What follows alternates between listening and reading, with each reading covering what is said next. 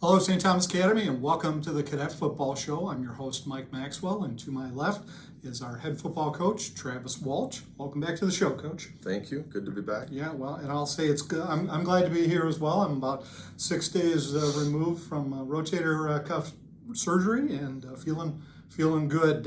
You didn't let the community know that you got a couple carries the other night at the game. No, I didn't. That'd be fun.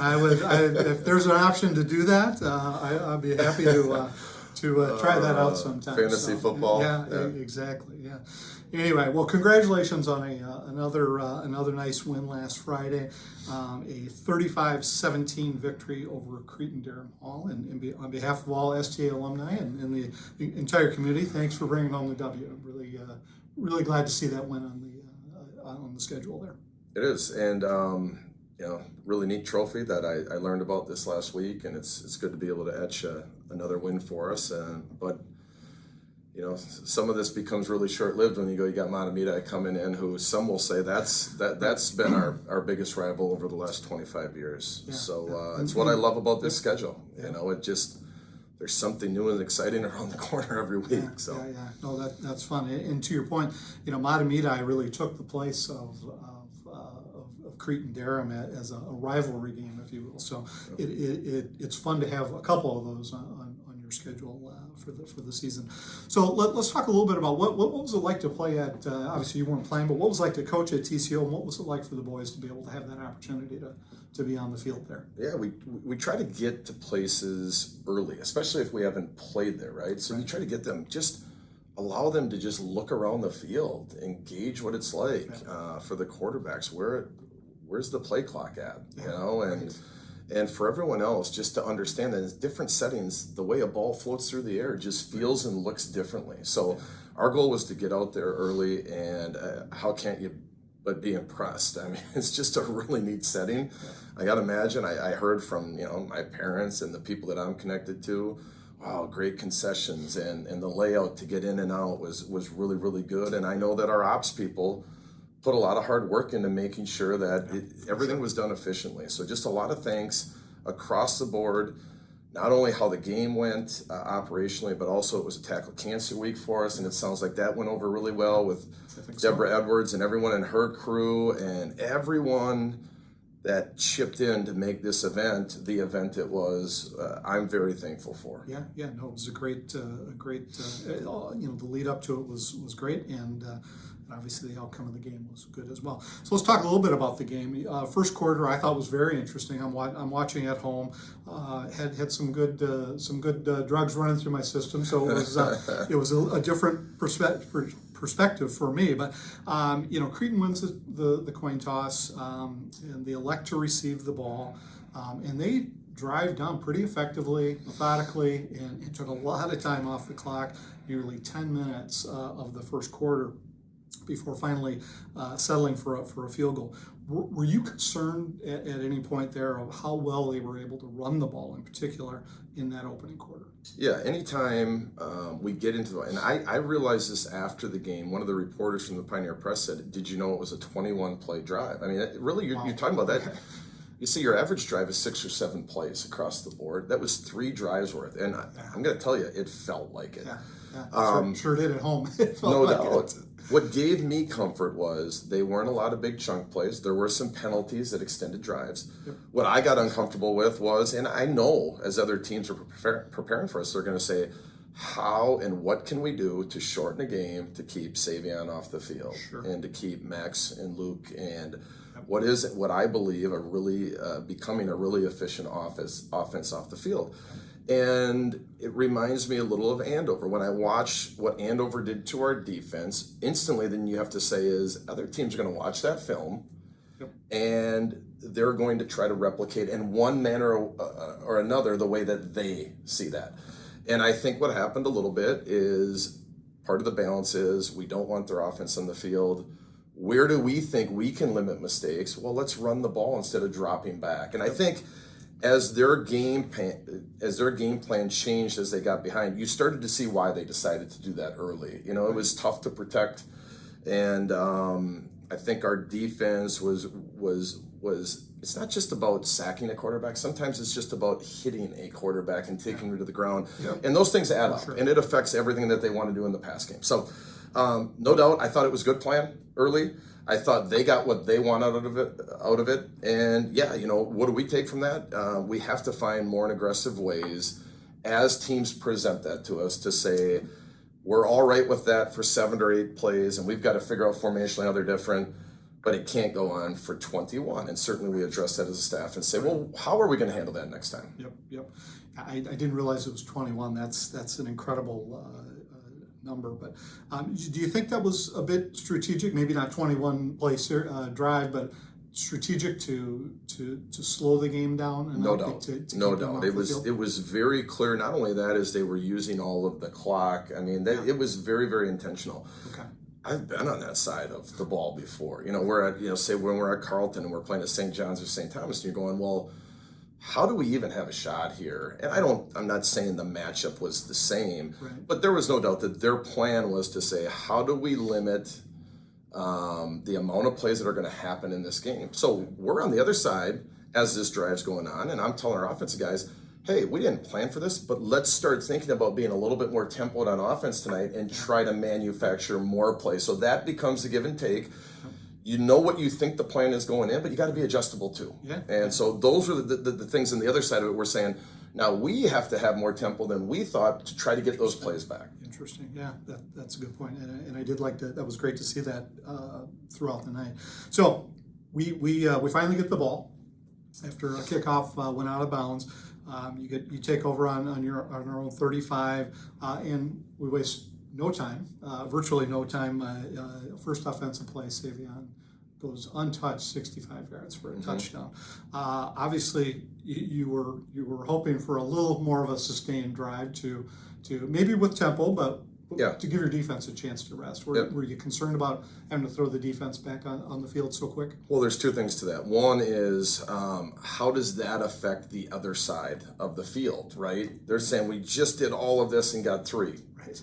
And now, boom, it's back. And there's no doubt it not only deflated them, but all of a sudden you're going, wait a minute, they just went from doing what they're doing, and all of a sudden you see them open up. So would I have loved to see our defense get more rest? Yes. But I think in terms of how the rest of the game went, I think it was a statement that really changed the game and didn't allow them to feel as comfortable staying with what they did, if that makes sense. Yeah. But on the other side of it, when you say untouched, there's a lot of things that need to happen there. Part of it is Savion is really good and he's fast. He made a good read. But through level 1 into level 2, you're right. It was all blocked up. And I challenged our wide receiver group. I said, we need to get better. We got more than one guy that can make 1 or 2 guys miss. We need to get bodies on bodies at level 3. So let's not forget that side of it as well, is being able to get better at things that we weren't as good at 2 and 3 weeks ago. And that's not just a couple of guys being out of position on the defensive side. You're actually getting them out of position. We're getting bodies on bodies, and the goal always is to say, can we have a body on a body? That's best case scenario for everyone on that side of the field. You want to leave guys in the backside. And then hopefully you're giving it to someone that can make a guy miss, minimum, maybe 1. But I also would like to say that formationally, we knew we were going to play a select group of teams to start the year that were more prone to having to defend some scheme and some formation that we didn't previously have in. And we knew for 3 weeks in a row we were going to say essentially the same type of defensive front. So credit goes to Coach Abbott, Coach Marks, Coach Lepshy, and the offensive staff that said, these are formations and plays that are going to make it tougher on the defenses that we're going to see for 3 weeks. And now we'll talk here in a little bit. There's going to be a little bit of a shift because we're going to see a different defensive front. Right, for sure. So the offense went on to score 3 more times in that next quarter, and really at that point putting the game out of the reach. And the defense thankfully did settle in a little bit, and held CDH mostly in check the rest of the game. And I would add to that some undisciplined play by the Raiders, led to a couple of those scores at least. They had 5 or 6. I lost count at one point. Personal foul penalties. That's 75 to 100 yards.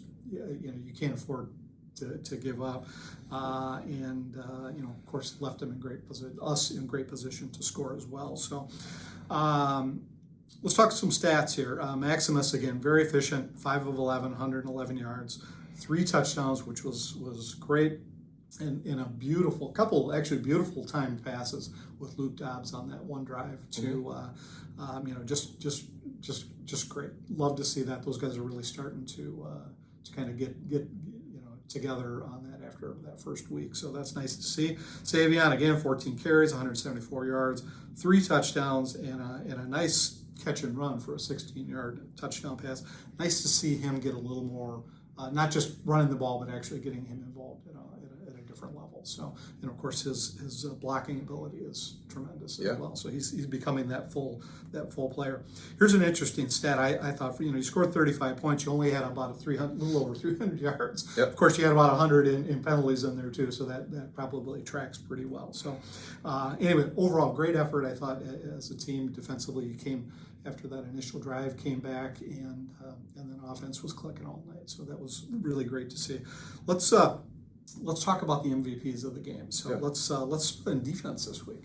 Well, before we go to defense, as I kind of said, I look at 2 awards that kind of trump our MVPs for the game. Yep. All right. And that would be a Scout Team Player of the Week that gives to us and is part of the process of the week to prepare us. And it's usually going to come out of our 10th grade group, not all the time, because that's what they get tasked with. And when you start thinking about, they got to be a scout all week, but they still have to play their games. Yep. And Scout Player of the Week, I always ask Coach Z, Coach Lars, Coach Schuster, the guys that are running the scout teams, who are the guys that not only gave us a good look, but maybe had to take the most plays because a couple of guys were sick or injured. Yep. So this week it was Truman Caruso. He's a corner for us, and we had him doing all types of things, and he got a ton of reps. And what we always say is, can you handle that job and do it positively? Yeah. And that's who he is. So through their recommendations, we went with Truman that week there. The Cadet Award is our Mr. Hustle. Are you doing all the things that we need from you? And that ended up being Charlie Probst, and that's a name you heard. Okay, he's already been a defensive MVP. He just runs and he does things the right way, and he is making plays. But it's through hustle. And it's through and being intentional and all the things that we want out of these guys. Yeah, he had a great game. No doubt about it. His name was called quite a bit. But when we go to the defense, we say, I think it was pretty easy to sit up in the stands and go, well, who was really all over the place and was destructive and just was really tough to block? And it was Teddy Knapp. I mean, he was in the backfield. He was running sideline to sideline. And he's really, when I watch him, I just say destructful. And we had talked about this earlier, Teddy. I knew how good he was on offense. I knew he had great feet and hands. I just didn't think he was going to be this active. Yeah. And I knew he had the motor, but sometimes you have to see it before you can go, oh, wow, that was a good move. I'm glad we made that move. Yeah. And he has made us all look really, really good. Yeah, he has transitioned well to that side of the ball. No doubt. So that's fun to watch as well. So. And a side note on that, I remember, anytime you have a conversation with a guy and go, hey, what would you think about moving positions after having that much success on one side of the ball? Yeah. Anything you need, Coach. Like, I absolutely would love to move and do it. So, thankful for that. Yep, that's awesome. All right, let's go with offense now. Max Sims. Yeah. When we say what do we need out of quarterback, you need to be able to handle the line of scrimmage. You need to play with confidence. Everyone is looking at you. And in an environment, our first real environment where it's like, it felt like a special night. They're all special. Yeah. The first night, it's just anxiety. What the heck's going on? Yeah.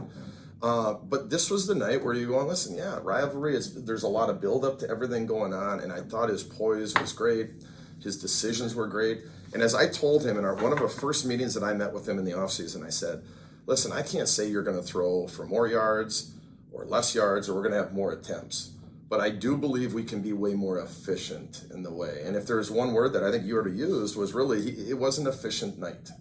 And that's what we're going to need from him moving forward, no doubt. Well, and it feels like he's taken on the leadership. He's putting this team on his back a little bit, and that's what we've really needed We do. We need a quarterback to be able to Absolutely to do that. So that's awesome. All right, let's great win. Hey, let's not last forget week. our special teams. Yeah. Oh yeah. Oh gosh, I missed that. We are not. I spent 13 years as special teams coordinator, and if there's one area I think we have not played to the level that we need to, there's a lot of winning edges in special teams. There's a lot of yardage that's gained and lost. And frankly, I'm saying I like where our defense and offense are right now more than I like where our special teams are at. And I run a lot of the special teams. So it's going to be a big emphasis. But Robbie Wolin is our snapper. And you can only do so much in a PAT field goal game, in a punting game, without a really good snapper or with a really good snapper. And he has been not only a really good snapper, he's allowed us to be really, really functional in those units. But also, the one thing we ask a long snapper to do is, and Mahtomedi has got a great one this week that will go down and cover. Robbie's a big, 6'2 and a half, 6'3, maybe more, 275. We're asking him to go down in coverage. And what we always tell the first one down, which is usually a long snapper, is we don't always need you to make the tackle. But wherever they declare they want to go, as long as you can cross his face, get him to stop his feet, and allow everyone else to catch up, you've done your job. And there were a couple examples of him doing that. So I actually asked him. He's got this great smile. I said, "Why do you think you got special teams?" He goes, "I cross face, coach." And I'm like, "You got it." So he knows. But for all the work he puts in and the leadership he has in the offense, to duel is a really big help to us in special teams. It's not only important, it's needed. It's needed. Yeah. Thank you for reminding me on that. And as a fellow long snapper, that was one of my jobs when I played here. I love that. I got a warm spot in my heart for anybody who does that. So anyway, great choice. All right, so let's switch gears a little bit. Let's just touch on the lower grade level teams that played last week as well. Yeah, so JV this past Saturday we were defeated by CDH over there.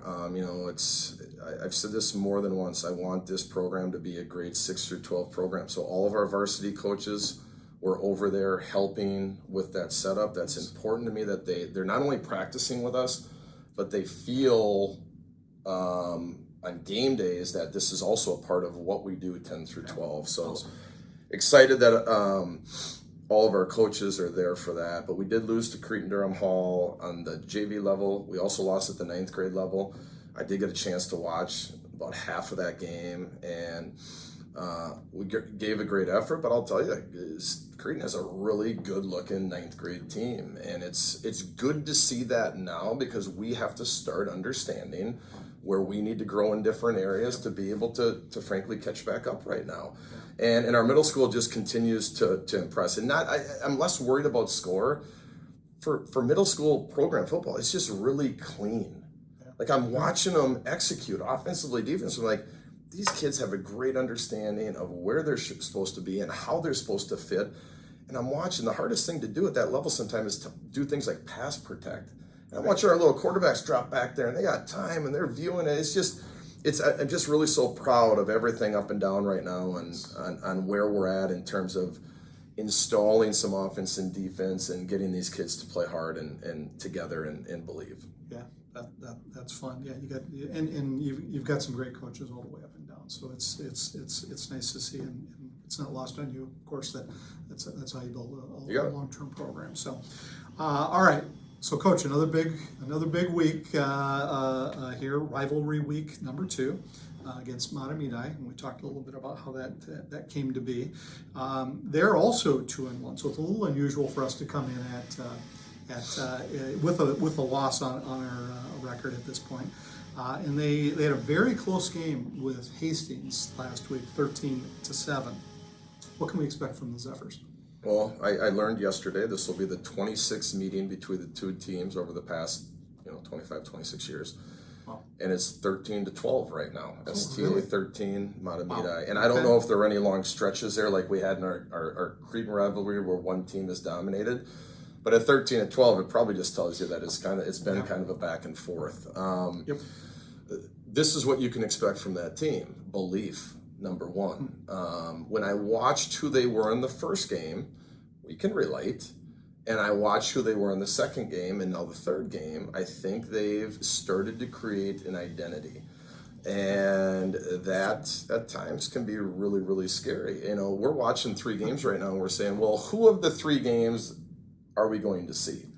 We think we know. That's our job as coaches to understand where they're trending. Right. But if you said traditionally, who are they? They're going to be tough in the way that they run the ball. They're not going to do a ton of stuff, but they're going to do it really, really well.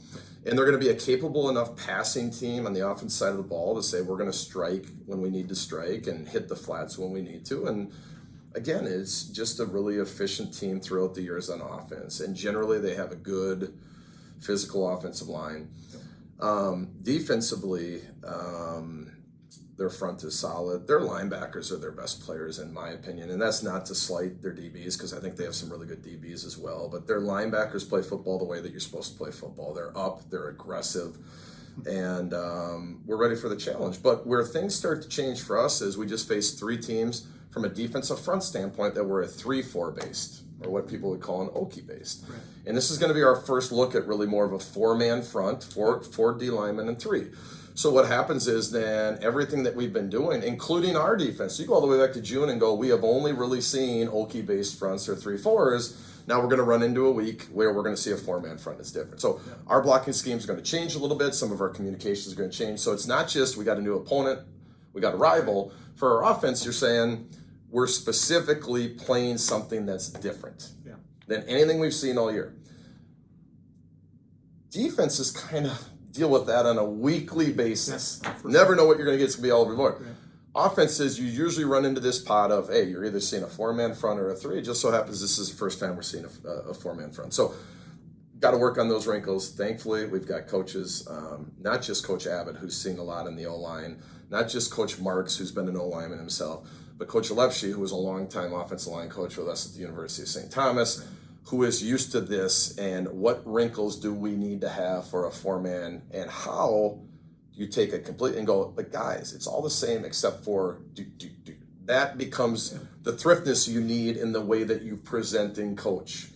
And I think that's, if we do it well, I'll be sitting here next week saying we gave them a few adjustments and it allowed our whole offense to still be able to function. Yeah, that's good stuff. So are there, let's talk about, individual personnel there. Are there 1 or 2 players that are keeping you up at night, or maybe having you scheme a little differently? Well, their quarterback I think he's going to be a 3-year starter now, and he's good with his feet, he's good with his arm, and so whenever you say the first thing out of your mouth is, hey, it's a good quarterback, you got to be good in a lot of areas. Sometimes you say it's a great tailback. Okay, we're going to invest our resources to just stopping the run and then making them do something different. But when the first thing that comes out of your mouth is the quarterback's a really good player, that becomes the challenge. Is they're going to be able to pass, run, and challenge you in a lot of different areas. Right. Defensively, it's really a team effort. I will say I think they have a really good little returner in jersey number 6. And he's aggressive, and he's going to pose some problems for our defense as well. They use him pretty well. And then on the offense side of the ball, again, it's their linebacker core, I think, is where it starts. So again, when you say the defense side of the ball, going, all right, they're involved not only in the run fit as linebackers, but also in the pass. At times, if you say, would I rather face a superior secondary and not so good of a D line? Sure, I'd take that with our matchup. Or the dominant defensive line, secondary is not as good. At least we have one or the other. But when their core of what they're good at starts with their linebackers, kind of like quarterback, that's influencing both the run fit and the pass fit. So it's just going to be a really good matchup, as it has been, I think, for 25 and 26 years. And I don't understand why it would be much different. These kids have played against each other since probably 7th, 8th, 9th grade. It'll be a typical Mahtomedi games. So looking forward to that. So as hard to believe we're going to be midway through the regular season at the end of this game. What are the 1 or 2 things that this team needs to do and accomplish this week to get better? I think tackling is going to be at the forefront of it. It's one thing I've said for a long time, we got to put them at the right positions to tackle, and our guys now are understanding where they need to be. And that's just leverage-based stuff. But now it's going to be like, are we tackling with the right technique? You know, do we have our helmet outside the frame? Do we roll tackle when we need to roll tackle? And are we attacking at the right leverage height? So we just felt overall defensively we're a little high in the way that we're tackling right now. So we're going to come back and we're going to get back to our basics of how do we fit up to a tackle and what does our body need to be like on contact? You know, we can't be high. We got to be down in athletic stance. So that is a lot of drill stuff to get back to that. And then offensively, I think just continuing to be able to push the envelopes on the type of personnel we can use in a game and highlighting different guys and not being so set on just needing one person. Don't get me wrong. We're going to need Max to be really good throwing the ball in a given week against a certain team because they are going to decide we'll put everyone up to stop Say. And then there's going to be a week where we're going to have Say carrying the ball 35 times instead of just 18 to 20. Right. That week is going to come. Maybe conditions will dictate that. Okay? It's going to come. But in the end, what I'm feeling really good about our offense is our O-line has been healthy and it's been really, really solid. So continue to do the little things, take what defenses are giving. I know it sounds so, but when you look at Max's day and you go, he really didn't have to throw a ball past 35 yards, yet he was really, really efficient. Yeah. And that becomes where we need to stay. Yep. All right, Coach. Well, I'm looking forward to Friday's game. Should be fun. Thanks for taking a little time to talk cadet football with me today. Good luck when you take the field on Friday. So our cadets will play the Mahtomedi Zephyrs on Friday evening at Mahtomedi High School. Kickoff is scheduled for 7 p.m. It is recommended that you purchase tickets online in advance. We'll have the link for you below. And we're still working out some details on who's broadcasting and where that will be held. Suffice it to say, we'll have a link. If we're not broadcasting, we'll have the link at cadetbroadcast.com for you. And again, we'll include that link below. And we'll be back next week to break down the game between Mahtomedi and St. Thomas. And we'll look at homecoming week when we play Armstrong. Thanks for watching, and go Cadets.